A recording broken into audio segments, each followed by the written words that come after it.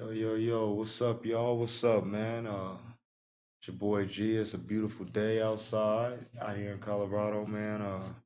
Getting ready to watch this Canelo fight. One of my favorite fighters. You know, I really just want to piggyback off of my last video I made. I called it Game. Just because like we live in a different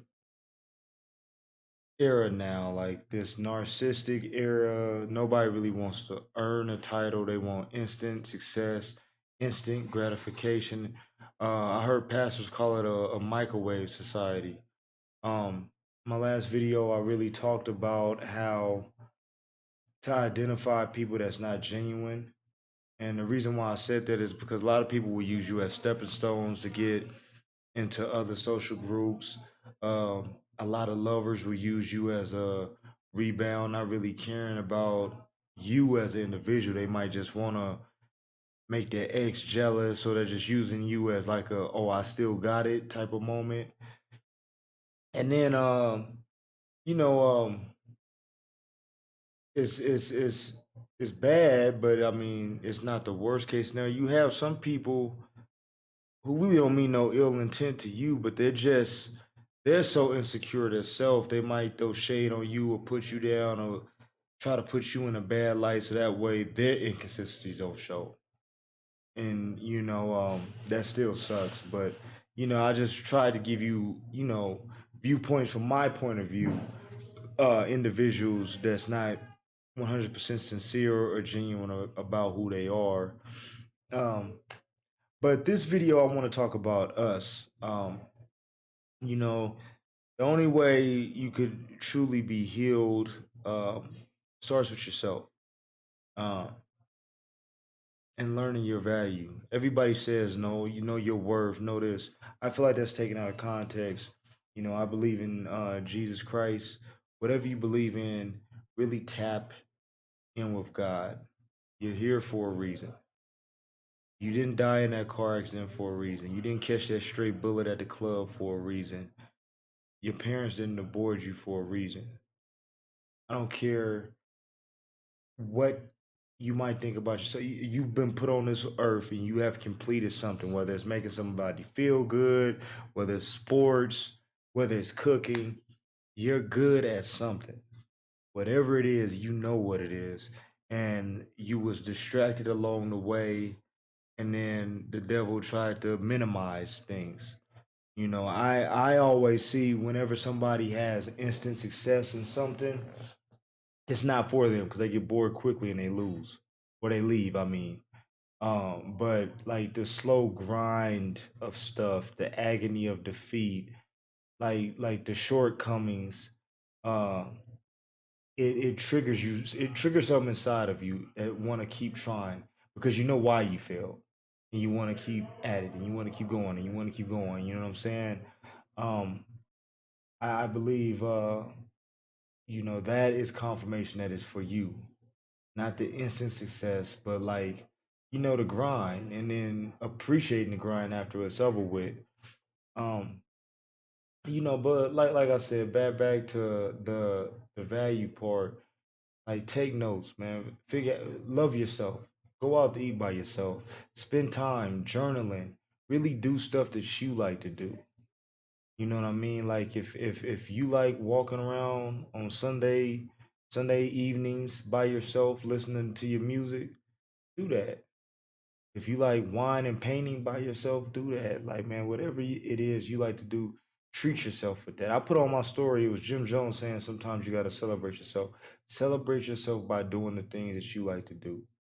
You know what I mean? Uh, I take myself out for breakfast, once a week. And it started out of heartbreak. You know what I mean? Like I was trying to date women and I was just severely misunderstood, or it was the wrong type of girl. And instead of saying, "Oh, it's like this" or whatever, I just was like, man, you know what? I just take myself out to eat. Instead of texting good morning to all these women, I started texting my mama good morning. You know what I'm saying? Like, I just refocused that good behavior. You know what I'm saying? Um, and the more you love yourself, like, you just won't let anybody talk to you or handle you any type of way. because you know what your triggers are. Do enough self therapy, and then I've been in treatment groups in prison and in halfway houses. I know exactly what makes me mad. I know why it makes me mad, and that didn't happen overnight. It took years and years, and putting the dots together. And it's ironic. Just 2 years ago, I actually put the spiritual dots together. I looked at everything that I've went through, everything that made me mad, everything, all the healing I've already had, but I looked at it with a spiritual lens. And I'm like, damn, and it was really deep, just learning yourself. And the more you learn yourself, and the more you love yourself and value yourself, that's the only way you can love and value somebody else. So, like I said, really tap in with who you are. Treat yourself, celebrate yourself, but most importantly, learn yourself. Um, another thing is, like, test yourself. The easiest analogy I could give is working out. Completing workout regimens, gaining weight, winning a bodybuilding competition, a fight, whatever. You know what I'm saying? Like, just the process of going through that and being dead tired but still doing it. Seeing the progression. You know what I'm saying? And pushing yourself. It teaches you humility. I'm a person that's bodybuild. I power lift. I competed as a Muay Thai fighter. I competed as a boxer. Um, and each time, each competition evolves and changes. Like, powerlifting was nothing like bodybuilding. Um, Muay Thai is nothing like boxing. You know what I mean? But in each thing, you really got to tap in, and your true character shows. Like the truth shows. Did you diet? Did you cut corners? Are you really, really strong, or you just look strong? And making yourself what the title is instead of just looking like the title is so much satisfaction. I feel like people that actually put in the work to lose weight have way better personalities than the people that just get Botox. You know what I'm saying? Just because, like I said, like, that builds character. Getting up, sticking to the routine, whether it's before work or after work, getting to the gym, watching your diet, uh, thinking that thinking that you're not making progression, but you are. You know what I'm saying? Like it's like, man, why am I doing this? And then you look up a month from now, like your arms are swole, or you doing whatever. Like right now in my personal life, a goal of mine, which I'm gonna try my hardest, not try, I will fulfill soon, is getting back in the ring. But lately, because of my work schedule, I've just been challenging myself with running 100 miles. Um, and I've done it twice in January and in April. And both times, in April, I was a little bit better prepared for it. But in both times, I ended up having to put up huge numbers my last week. This last time I just did, I ran 46 miles in 1 week. And I'm doing this for no reason. I'm doing this for no reason at all. I'm just, you know what I'm saying? Just because I said I could do it.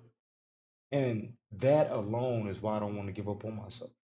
Cause it's like a covenant I made to myself. I'm not getting no cash app from Adidas. I'm wearing Adidas shoes doing this.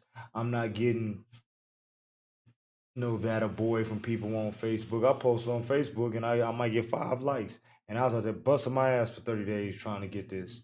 You know what I'm saying? But I did it for myself. You know what I'm saying? Like it was like the 27th of April. Like, I'm sore as hell. I was kind of getting over a cold. And I'm like, man, why am I doing this? Because I said I can. I said I can. And I can take that same instinct that was built for that 100-mile run into my work life, into my prayer life. When things get hard, I know what to do. I know what to focus on. They're exercising building blocks. It's kind of like the wash on, wash off. Like, at first, it don't look like it has nothing to do with fighting. But then when they got in the ring, it's bam, bam, bam. Wash on, wash. You know what I'm saying? Like, he's blocking the punches because it's the wash on, wash off. You know what I'm saying? Like, it's an exercise like that. And like I said, when you set goals for yourself and you accomplish them, you had a level of humility to explain it to somebody else, and you can identify in somebody else when they struggling. You know what I mean? Um, and just like I said, man, like the more you love yourself and the more you done put yourself through and you done accomplish, you will not let nobody or no thing just do you any type of way. You know what I'm saying? Like, um, people will do you bad, man. They'll and even it don't make it hurt no less when you do all of this stuff and somebody still talks to you the wrong way or their narrative view is the wrong way. But you had a maturity and you have the experience in life just to, you know, overlook it or to zone it out and focus what you gotta do. Focus on what you gotta do. Um, the last thing I want to talk about is, step up, be a big brother, be a big sister, be a mentor. And when I say this, it's always people that's open to you. Have enough discernment to know that if somebody respects you, they kind of look up to you, and help that individual in whatever area it is. They are looking at you for a reason. You know what I'm saying? They're your audience for a reason. It's not to get a pat on the back. Man, help them. If it was something that you failed at, give them the keys to get better. Or let them feel, like, hey, I go through the same thing, but you're better than me at this. You're more focused at me than what I was at this. You know what I'm saying? Use that same energy, you know what I'm saying, to help build somebody else. And when you build somebody, that's another experience you're having. My homeboy Gerald Scott is an MMA fighter. His first two pro fights, I count on my own damn record sometimes because I was sparring with him. The brother broke my nose. I'm running up and down hills with a weighted vest with him. I really dug it out, and I even on my own was watching my diet. I'm watching my weight while I'm training with him.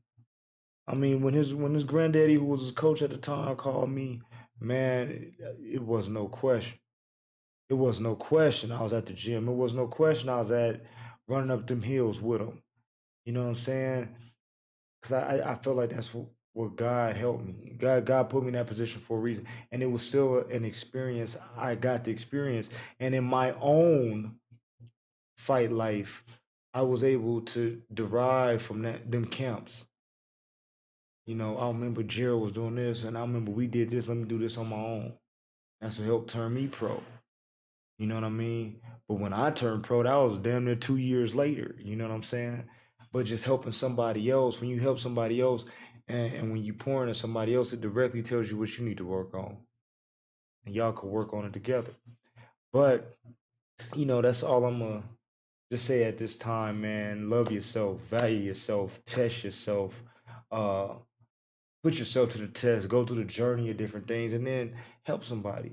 Tell your testimony, mentor somebody, um, team up with somebody. You know what I mean? All of that, will help instill a confidence and an inner strength, and you really won't succumb or fall to those people I talked about in another video. You feel me?